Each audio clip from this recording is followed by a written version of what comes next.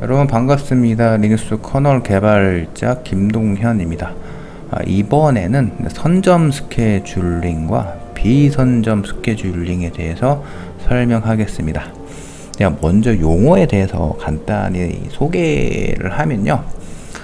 선점 스케줄링은 보통 업계에서 프리엠티브 스케줄링이라고 말하고 보통 프리엠션이란 용어를 많이 쓰기도 해요.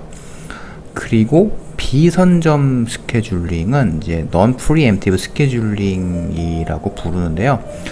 사실 실전 프로젝트에서 선점 스케줄링, 비선점 스케줄링은 거의 사용되는 용어는 아닙니다. 대신 운영체제 책을 보시면요, 선점 스케줄링, 비선점 스케줄링이란 용어를 볼 수가 있는데요. 사실 여러분들 중에 운영체제에 있던 책에서 봤던 이런 이론에 대해서 좀 익숙하신 분들이 있을 거예요.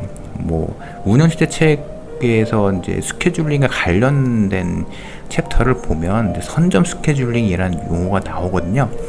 그래서 이제 이 책에서는 프리엠티브 스케줄링을 이제 선점 스케줄링이라고 표현을 하는데, 제가 이 강의 동영상에서 선점 스케줄링이라는 용어와 그리고 프리엠티브 스케줄링이라는 용어를 섞어서 쓸 때가 있어요.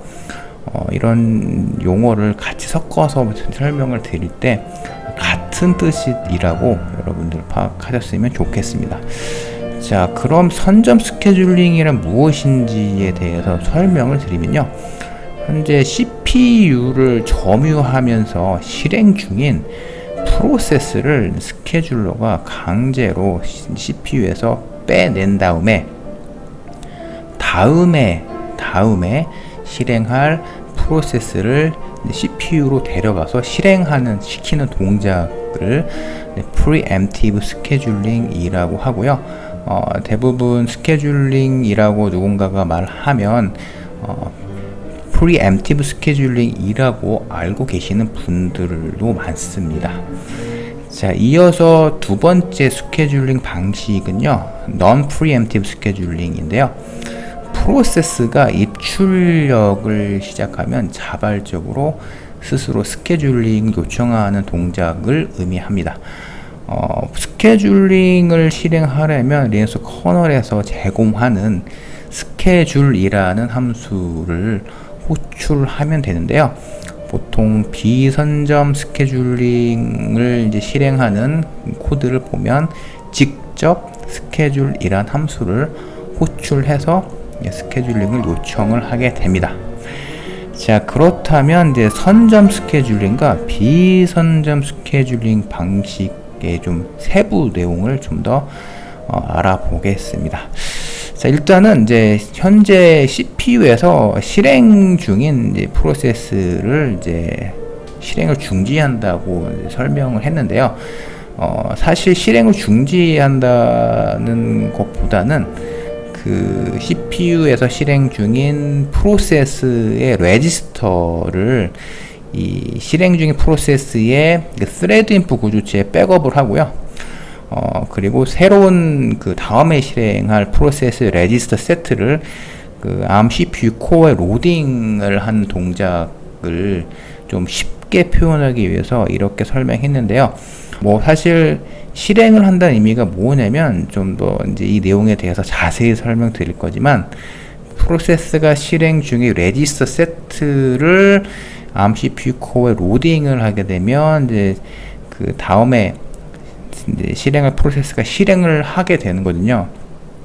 자, 그래서 쉽게 설명을 드리면 이제 실행 중인 프로세스를 강제로 CPU에서 빼내고요. 그리고 새로운 다음 프로세스가 CPU에서 실행하는 동작을 선점 스케줄링이라고 하는데, 자, 여기서 이제 중요한 포인트는요, 이제 선점 스케줄링을 언제 실행하는지를 파악하는 게 굉장히 중요한데요. 인터럽트 핸들러를 처리하고 난 다음에 인터럽트가 발생하기 전 코드를 복귀하기 직전 시점에 선점 스케줄링을 이제 실행할지 말지를 체크하고요. 두 번째는 시스템 콜이 발생하게 되면 시스템 콜 핸들러 함수를 호출하고 하잖아요. 근데 시스템 콜 핸들러 함수를 다 이제 호출하고 나서 복귀한 다음에 유저 공간으로 이제 바로 복귀하기 전 시점에 프리엠티브 스케줄링을 실행할지 말지를 체크를 하게 됩니다. 자, 그래서 이제 이 두 가지 선점 스케줄링을 실행할지 점검하는 이 포인트는 실제 어셈블리 코드를 분석하면서 좀 더 자세히 알아볼 예정입니다. 두 번째 이제 비선점 스케줄링 방식인데요. 프로세스가 자발적으로 스케줄링을 요청하는 동작을 뜻하고요. 대부분의 경우는 이제 스케줄이라는 함수를 직접 호출하게 됩니다. 비선점 스케줄링 시작점은요, 입출력 동작을 시작할 때, 그리고 뮤텍스를 이제 프로세스가 획득하지 못하고 쉬면 상태, 슬립에 진입하면서 기다릴 때, 이때 비선점 스케줄링을 시작을 하게 됩니다.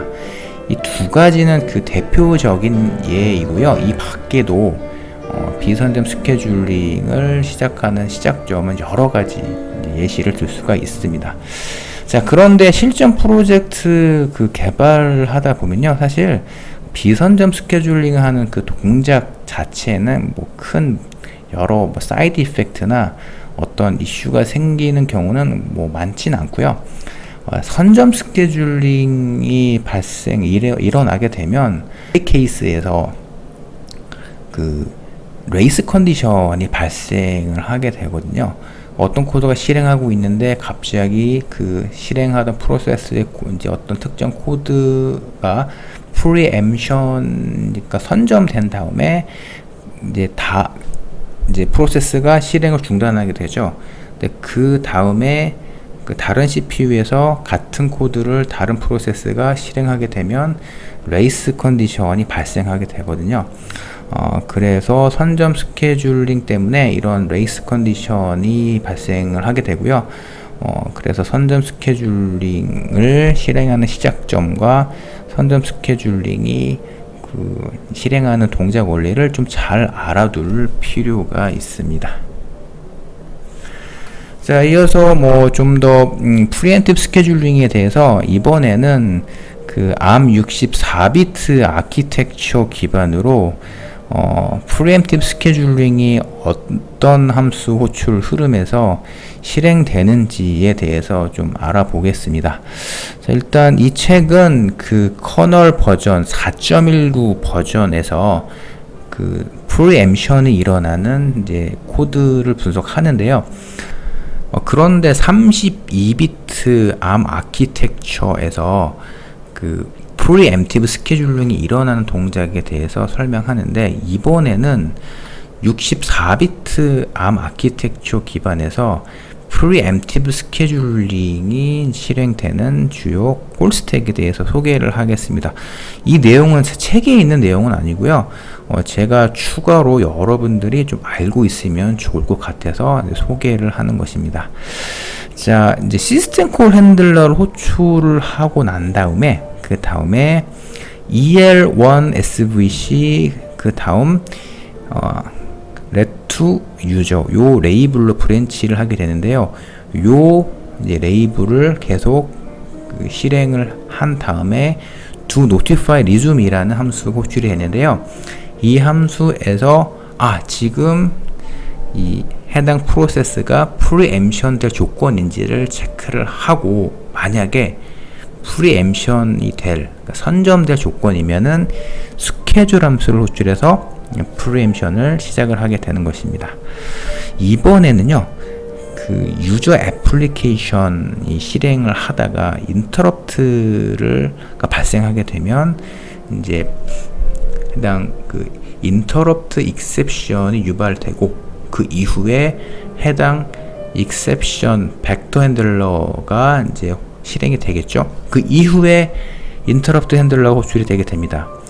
인터럽트 핸들러를 호출하고 난 다음에 다시 이제 EL1 유저 애플리케이션을 실행하는 코드로 복귀를 하거든요. 그 시점에 또다시 요런 함수, 요런 레이블이 이제 호출이 되고요. 결국 do notify resume이란 함수에서 스케줄 함수를 호출해서 선점 스케줄링을 실행을 하게 됩니다. 자, 이어서 리눅스 커널 코드가 실행하는 도중에 인터럽트가 발생하게 되면 이제 EL1 언더바 IRQ란 레이블이 브랜치가 되거든요. 그 이후에 프로세스가 선점될 조건이면 요 함수를 연속으로 호출해서 선점 스케줄링을 실행하게 됩니다. 자, 그래서 프리엠티브 스케줄링을 실행하는 그 콜스택이 그 32비트 기반의 ARM 프로세서에서 돌고 있는 리눅스 커널과 그리고 64비트 기반의 리눅스 커널에서 약간 실행 흐름이 약간 달라요. 그래서 보너스로 이 내용에 대해서 지금 설명을 드리는 것입니다. 근데 여러분 이 프리엠티브 스케줄링과 관련된 이제 콜스택을 설명을 드렸는데요. 이 콜스택은 64비트 기반의 ARM 프로세서의 리눅스 커널에서 프리엠티브 스케줄링이 실행되는 콜스택인데 32비트 기반의 ARM 아키텍처 리눅스 커널과 비교하면 이 프리엠션이 실행되는 이제 콜스택이 약간 다릅니다.